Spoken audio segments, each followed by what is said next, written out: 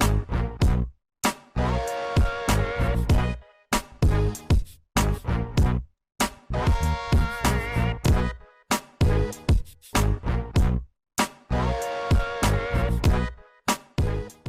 I'm Jamesia. Hi, I'm Cassidy. And hi, I'm Alana, and we're young ladies aspiring greatness, hoping to make a change in our community. And we have a special guest today. Would you like to introduce yourself? Hi, everybody. I'm Kaylin Tiggs, your 2021 Miss for America. All right, so the first question we have for you is, what is the biggest challenge you faced to receive the Miss for America title? So I started competing 6 years ago, and I actually started off in the Miss America system. And then I was told by one of the directors in that system that a black woman was never going to win the Miss Ohio title. So I competed over 6 years in 22 different pageants, and then finally on the 22nd try, I won the title of Miss Ohio for America. And that was last July, 2020. And then this past March, I went on representing Ohio to compete against the other 49 states and won the national title of Miss for America. So I would say the most challenging part was just overcoming all of those losses. And I mean, it was a whole journey for me, right? So it was me trying to overcome not just losing, but all of the different barriers that I had to experience in the beauty industry and competing in Ohio, which is a conservative state. So trying to overcome all of those beauty standards, right? So it was like European westernized beauty. That was the idea of a pageant winner. So I had to overcome all of that. So have you guys ever had to like overcome anything like that? Like, I know it's hard being teenagers, right? And y'all have Instagram and you have social media. So like, are you guys working to overcome any of those obstacles? Right? No. Oh. Well, excuse me. I feel like I can't speak for no other teenager, but I'm me, and if you don't like Alana, then you're just gonna have to keep going. Like, that's not. No. Yes, confidence. If I change, it's because I wanted to change, and it's gonna be a good change and not a bad change. Like, I'm not gonna change for nobody else. No, that's exciting. I'm so glad to hear that you have that much confidence. Literally, and I'm trying 16. to teach my little sister, like, no, you change for me. I don't change for you. No. That's so good. See, I think growing up, because I didn't grow up around a lot of black people. I grew up in Mason, Ohio, and there was nobody really that looked like me in any type of influential positions. And so I really didn't have that confidence booster. Like, I was 16 and I had the lowest confidence ever. And I didn't even realize it until I started competing in pageants. So at my very first pageant, they asked me, why should you win this pageant? Who are you? And I really couldn't answer that question. And so when you talk about overcoming obstacles, I had to learn who I was. Before I could ever represent anybody's state or even the country at this point, I had to really take that time to figure out what was going on with me and what was going on inside of me. So I'm glad that, young black women are learning their worth at a young age and realizing their value, because just 10, 11 years ago, we didn't have a lot of representation in the media, and there really wasn't social media, so we didn't know what all we could be. So that's great to hear, right? I'm really proud, because when I'm talking to a lot of girls, I don't often get that response. So does being involved in YLAG help you guys build that confidence? Yeah, Sort of. Okay.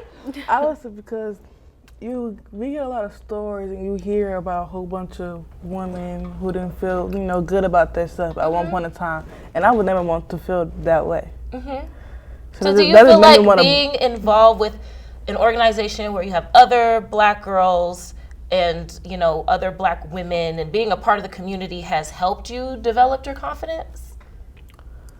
In a way. Yeah. Okay. It did. It was already there for me. It was there, but it always make you feel, good that you helping out, and just it make you feel better. Yeah. Okay. I got the looks. I'm a good person. And I got the looks. It just makes you feel You do. And see, I really admire all three of you for being a part of your community and being a part of an organization where you are building yourself up, but also building up younger girls, because I did not have that. And so my journey really did consist of me having to take time out to figure out who I was, build myself up, and then, work to become what it was that I wanted to become.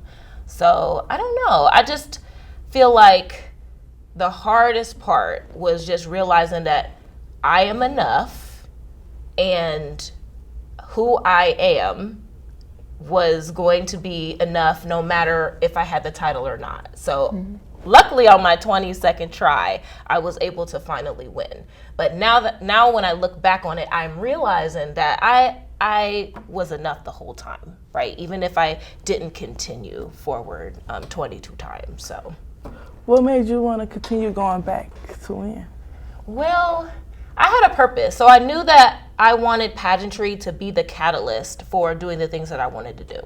So I really wanted to work to empower women because, like I said, my confidence was so low at such a young age that, one, I wanted to teach young girls that pageantry is a way that you can develop your confidence and meet people and access places that you wouldn't normally be able to access. Like, I've been able to meet with members of Congress and the House of Representatives and CEOs and real live bosses, billionaires, millionaires, people who make moves in the world. And as you guys may know or not know, it's really about who you know. You have to be educated and you have to be prepared. However, a lot of my success came from making connections with people in the different industries that I was interested in. So I knew that I wanted pageantry to be the way that I was leading by example so that I could bring things back to our community. And also, I don't think you guys would have reached out to me if I didn't have this title. I feel like I have a lot to offer the community, but having a title brings a light to the things that I'm trying to do. I've been working a lot with incarcerated women, working a lot to empower young women like yourselves to realize their potential. Sounds like y'all don't really need me, but I'm just saying there's a lot of young girls that I've talked to who don't have that confidence. And so pageantry was a way for me to be a living example of the things that you can do and things that you can accomplish when you don't give up. That, and I know representation matters. So in Ohio, we don't have a lot of Black queens. And so I knew that I couldn't give up because there were girls who were striving to be in the modeling industry, in the beauty industry. But again, being in a red conservative state, a lot of Black girls don't meet those standards, and so they get discouraged. And I didn't want to give up because I wanted them to see that with your persistence, you can get to where you want to be. And so I like to be that living example of don't give up. You're beautiful, and I know what I represent. So I'm here for the Black queens, like yourselves. Have any of you been interested in competing in a pageant or modeling or anything like that? I have to think about models because they tell me, you're so tall, this and that. But who I'm modeling for? You are whispering. I can't even hear you. What did you say? Speak up. I used to think about it because they used to always be like, you so tall and stuff, but who am I model for? Like, where I'll start.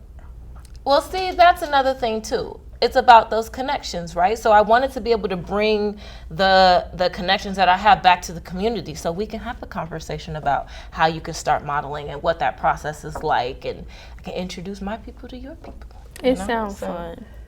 Modeling sounds fun. I don't know if I could go as far as a pageant, but modeling sounds really fun. You know what's crazy? I think a pageant is easier than modeling. Yes, it's true. So a pageant is really just, the pageant itself is just kind of a one-day thing, right? But in order to win the title, it's more about a lifestyle. So I've been preparing before I even get to the stage. So the stage part is just, here's what I've been doing, on my own time.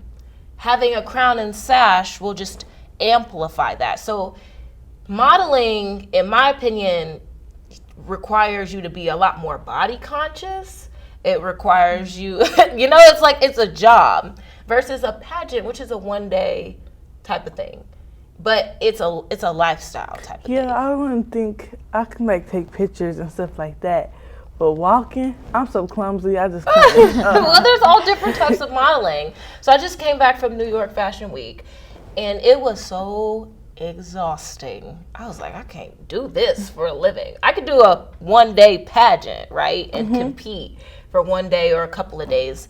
But modeling, a lot of times, is an extended adventure, right? So, so what is it that you want to do? I wanted to be a pediatric nurse, if not an ultrasound tech.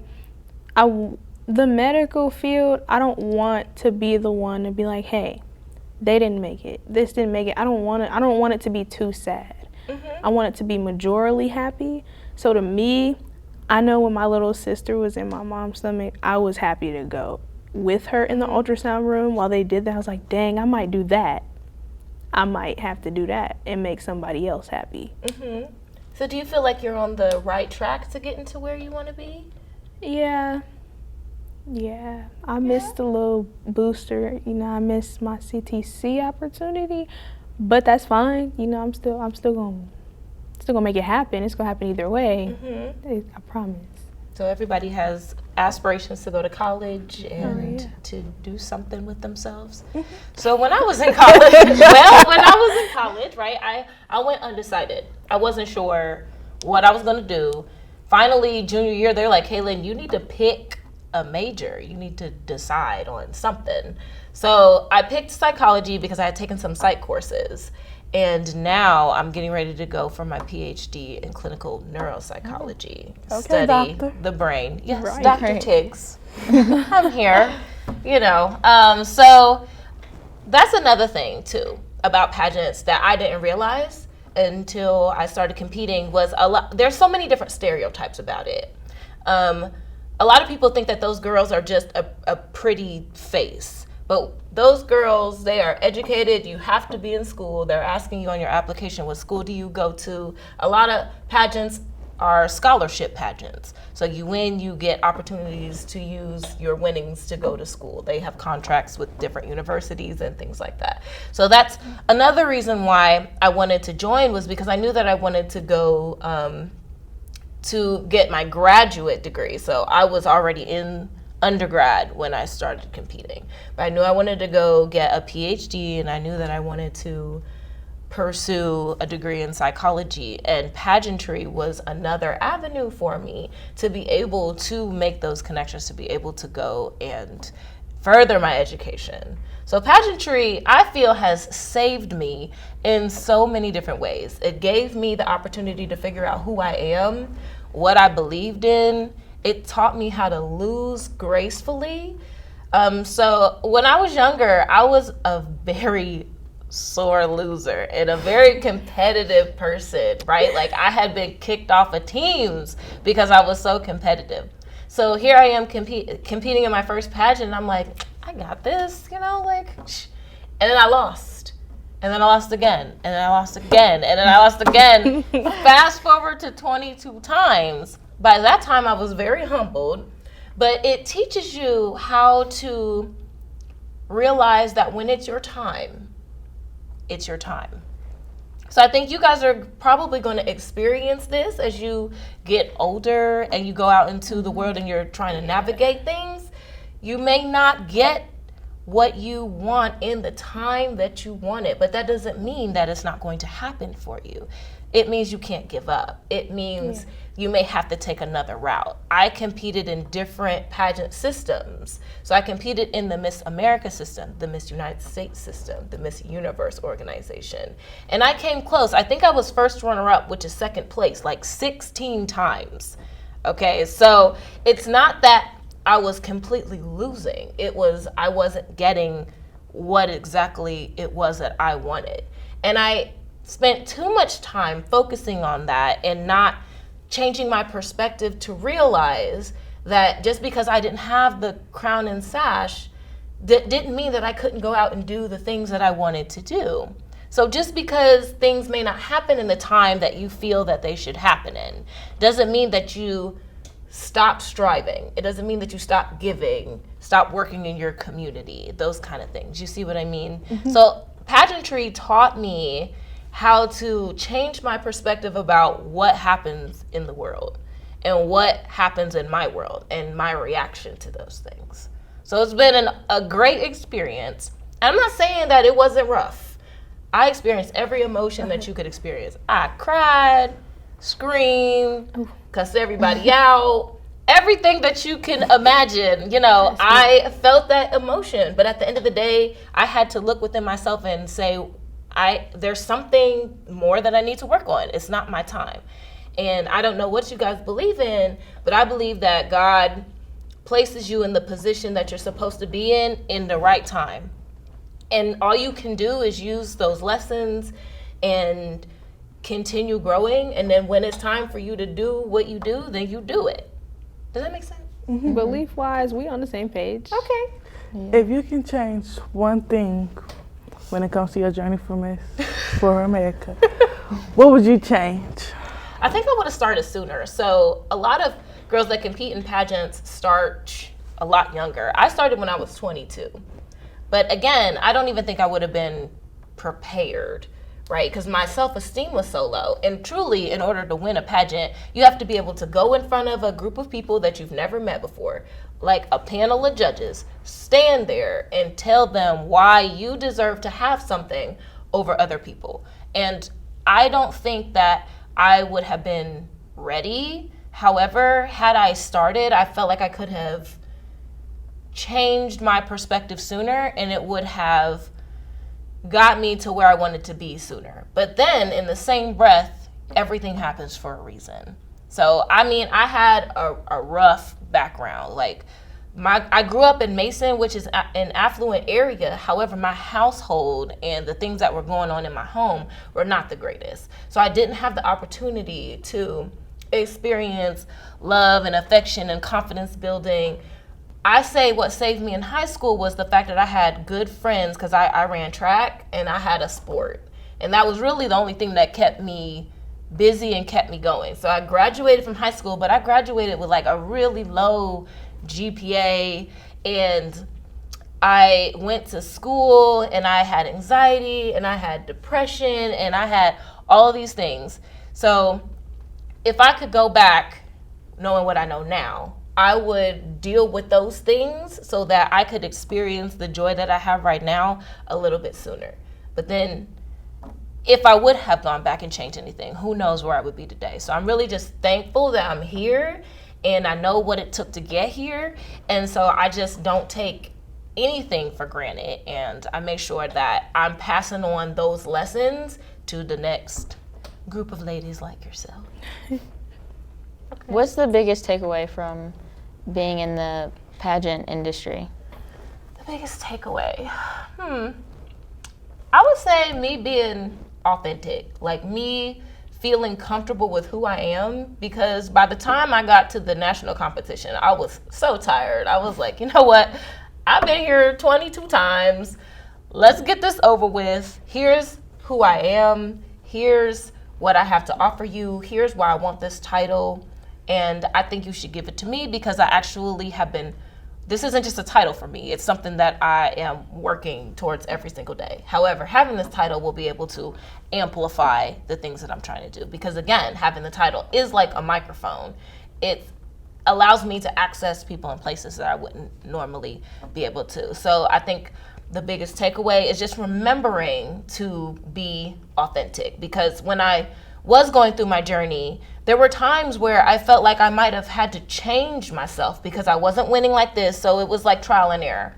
I wasn't winning like this. So maybe if I straightened my hair, or maybe if I changed my dress, or maybe if I spoke differently or changed my platform. So I had to go through all of these different avenues, and none of them were working for me. But it wasn't until I finally was like, this is me, accept it or leave it, but here's what you're missing out on, right? That I finally was able to get what I wanted. So I think one of the biggest lessons is when things aren't going your way, it doesn't necessarily mean that there's something wrong with who you are. It just may not be your time, or it just may not be the time in the universe, right? Does that make sense? Because I was also competing in a time where Black women weren't winning beauty pageants. But I took that personally, and there was a time where I started to become a little uncomfortable with my Blackness and started questioning it. Like, if I wasn't Black, or if my skin was a little bit lighter, would my outcomes be a little bit different? And so I realized this was an issue, and I had to work to be truly okay with who I was and comfortable with who I was, and realizing again that your purpose should be grounded in who you are and what you have to offer, and that should be enough. And it took 6 years for me to finally feel comfortable with that. And then when I did, they were like, here's your crown. There we go. So why y'all looking at me? It's a true story. It's a true story. I mean, people look at me and they think like that I have it all together, or that I'd never went through anything, but I struggled, okay? Like, I worked 3 jobs to be able to pay for my pageant. Pageants are expensive. They are. So I worked 3 jobs to be able to pay for my dresses, hair and makeup lessons, everything. So I didn't have a hair and makeup artist that knew how to do my hair and makeup. So I had to learn how to do it myself. This is what I was up against. YouTube. Mama. Ma'am, remember, Yeah, I was younger. We had YouTube, but it wasn't as popular as it is right now. Okay? Right. I graduated in 2010. I know, I look 24, but I am not.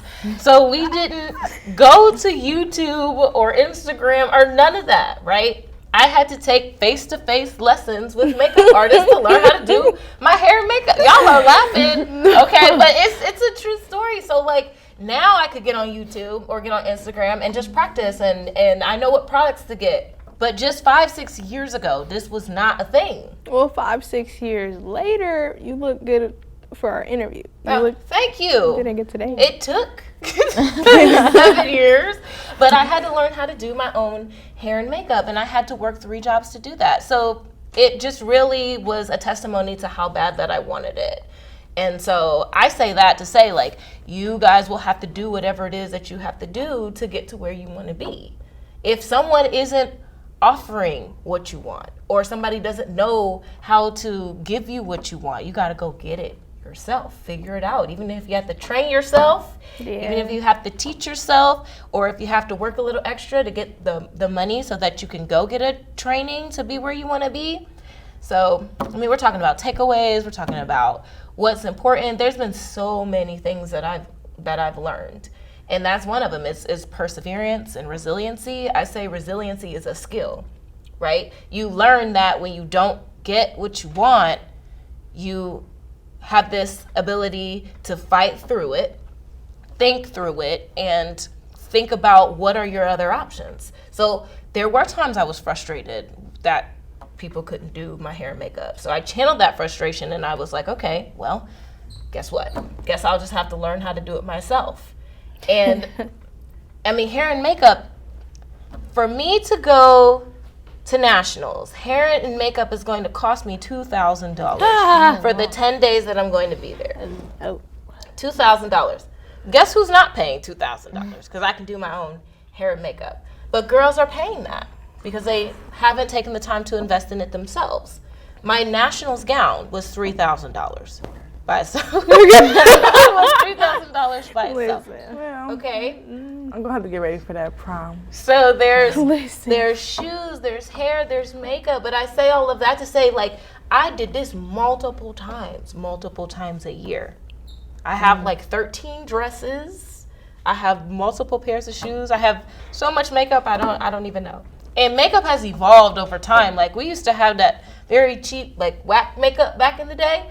And now, you know, we got the Fenty and all the good stuff, but that stuff is hundreds to thousands of dollars. Oh no, yeah, we're gonna stick with Sephora. I mean, No. even Sephora can be Yeah. expensive. So, I mean, I grew up in a time where they didn't have the 40 shades to match your skin tone. So you had So we were mixing, but guess what? You have to purchase all of that. So you get the wrong one, boom. Now you have to go buy another one and try it again. So there were so many different things that I had to overcome. I had to overcome the emotional impact of that, the frustration of that. Asking myself, why is this world like this? Why do we live in a world where I'm not seen as beautiful how I am, or because of how my skin tone looks? You know what I mean? I felt like I was just as good as the other girls, but I was being overlooked because my skin was darker than theirs or my hair looked different. So we're just now starting to appreciate natural beauty, starting to appreciate different skin tones. However, those were barriers that I had to overcome. And being in Ohio, it was not. So we hadn't had a black title holder. When I was competing for Miss Ohio USA, we hadn't had a black title holder since 2003. We have had 2 in the history of the pageant. The pageant is going on 70 years. The first one was Halle Berry. She was our first black Miss Ohio from Cleveland in 1989. And then we had another one in 2003. Her name was Candace, and she was the last one to win Miss Ohio USA. So I competed with other black women in pageantry, but they were like, you know what, this isn't for me. They were able to move on. For me, I was like, I want this. I'm going to struggle through this, and I'm going to make sure that black girls know that they can win, that they can achieve, and I took that on for all of us. And I took that on, and I'm very proud of that journey. So, yeah, I'm really excited about what's next. I've been asked to start competing in some international pageants. do it. Against women from other countries. So Do it. I think I might. Go. I think If I you might. don't go do it, you can't come back on our YLAG show. Okay. So I have one last question So serious. for anybody's, for you guys. So what is one thing that I can do as a title holder to help young women like yourself? What is something that you want from me? You've done so much already. Like, oh my God. I know I'm younger than you, but I'm proud of you. Oh, thank You you. did so good. I mean, well, for one, you could do a little more interviews because everything you said was, empowering as far as like Thank you. no resources, but like look at your makeup. Like, oh my, it's Thank good. Like, to make something so big and to make your dreams actually completely come true and then some with not that much and not how you wanted it passed. That So there was keep better words spreading for the that. message. But yeah. So Okay. like I feel like if you tell your story, that'll make a big difference. I will do that. You should. Thank you so much. Thank you. Yes, thank you. No problem.